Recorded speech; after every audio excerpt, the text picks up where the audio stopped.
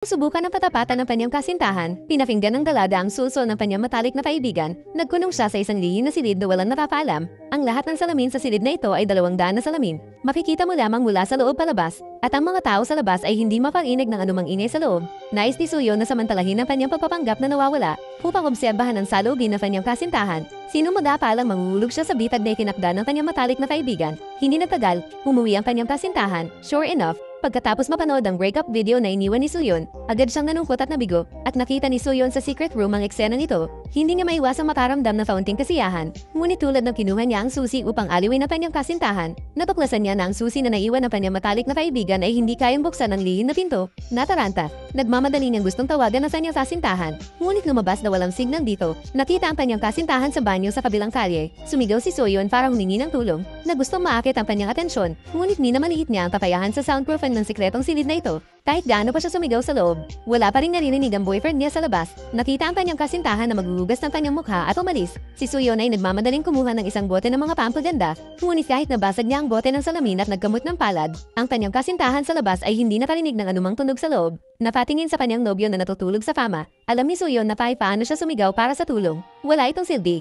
pero buti na lang at alam na matalik niyang kaibigan na nagtatago siya sa secret room. Sa bukas ng umaga, tiyak na darating ang kanyang matalik na kaibigan upang iligtas siya. Sa pag-iisip nito, biglang bumuti ng gusto ang mood ni Suyon. Upang punan ang kanyang gutom, natagpuan niya ang isang inaamag na pawan ng instant noodles sa lihim na silid. Pagkatapos gumamit ng toothbrush upang malis ang amag, ang gutom na si Suyon ay mabilis na pinalamanan nito sa kanyang bibig at ninuya ito. Noong una, inapala niya na maliligtas siya sa pamamagitan lamang ng paghihintay hanggang umaga. Ngunit sa hindi inaasahan, ilang araw ang lumipas ng ganito. Hindi pa rin dumating ang matalik niyang kaibigan para buksan ang lihim na silid para sa kanya. Hanggang sa araw na iyon, kapag siya ay umiinom ng tubig mula sa grape hole, bigla niyang nakita ang kanyang matalik na kaibigan na dumating sa kanyang bahay. O aking Diyos!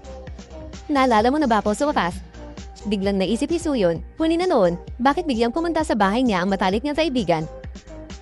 Hindi mo ako sisisihin, hindi ba? Sisihin mo ako para sa ano? Ano ang ginawa ko? Masyado akong uminom, patuloy na pinipilit ako ni Sang Jungham na uminom. Parang hindi na siya makapaghintay na painin ako ng buhay. Nang marinig iyon ng kabilang partido, galit na galit si Suyon sa hindi inaasahang pagkakataon. Hindi dumating ang matalik niyang kaibigan para iligtas siya nitong mga nakaraang araw. Lumalabas na nagpunta siya upang akitin ang kanyang kasintahan. Hindi mo ako masisisi, tama?